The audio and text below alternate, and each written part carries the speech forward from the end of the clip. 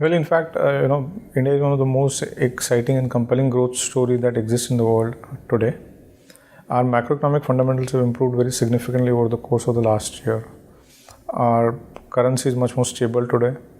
Our twin deficits are well under control, and inflation is moderated significantly. In context of that and the fact that we're at a very low point of our growth, over the next couple of years we should see Indian economy go back to its potential growth rate of around 7%. So and India will emerge as the fastest growing economy in the world, overtaking China.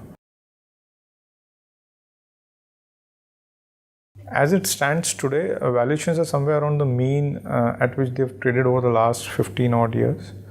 But having said that, we need to keep in mind the fact that over the last 3 years, Indian economy has been growing at sub 5%. Corporate earnings have grown at single digits.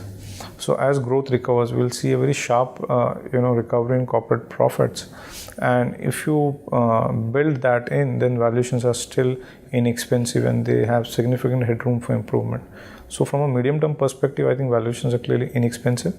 Well, the fact is that the kind of changes that are happening in India over the course of last year, since the new government has taken charge, are clearly unprecedented. So as our growth improves and as the government creates an environment far more conducive for doing business and reviving business and consumer confidence, I think we'll see a sharp recovery in our growth, and that should lead to significant returns from equities as an asset class.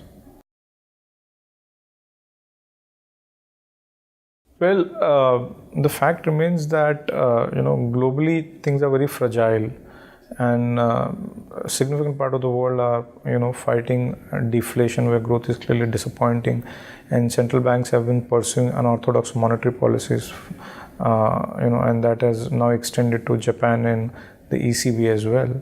So if at all something goes wrong globally, it will have a rub-off effect on India. So I think the risks to India growth story are more external than internal.